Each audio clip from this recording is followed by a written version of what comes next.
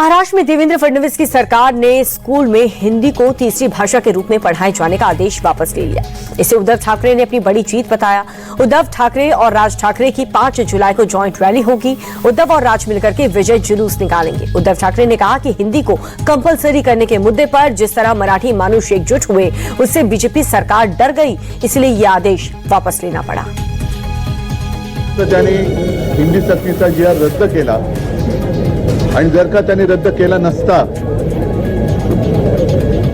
तर मराठी माणसाची एकजूट ही आता झालेली आहेच, पण त्यांनी रद्द केला नसता तर 5 तारखेच्या मोर्चात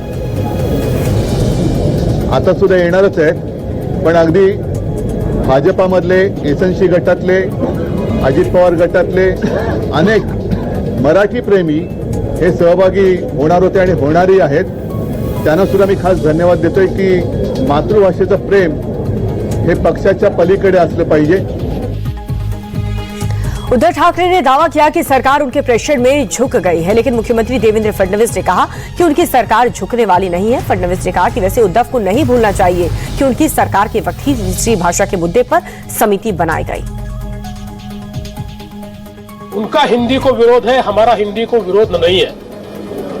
इस देश की किसी भी भाषा को हमारा विरोध नहीं है, हिंदी को तो बिल्कुल हमारा विरोध नहीं है, लेकिन जहां तक हिंदी को कंपलसरी सिखाने का सवाल है तो इस संदर्भ में जो निर्णय हुआ था उन्हीं के कार्यकाल में कमेटी बनी थी, उस कमेटी में उनके उपनेता भी थे, उसी कमेटी ने निर्णय लिया था, उस निर्णय को कैबिनेट ने उनके ही स्वीकारा था।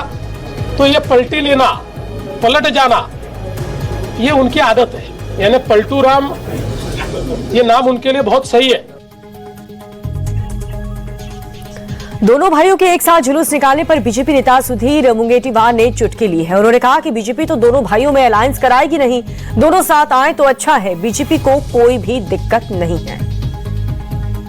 ये अच्छी बात है ना, बहुत बार जब अपनी शक्ति कम होती है तब ये करना चाहिए राजनीति में कि अपने समविचारी पार्टियों के साथ एक साथ आना चाहिए। तो इसमें गलती क्या है, मैं नहीं समझ रहा हूँ। बीजेपी पर इम्पैक्ट होगा, कह रहे कि हमारे मराठी लोग अगर एक साथ आते हैं तो उससे असर होगा बीजेपी पर। नहीं, बीजेपी पे यानी वो ऐसा क्यों समझ रहे कि मराठी लोग उनके साथ है? मैं मराठी नहीं हूँ, क्या आशीष शेलार मराठी नहीं है? किसने कहा भैया ये कि मराठी लोग उनके साथ है करके? ये गलतफहमी कौन निर्माण कर रहा है?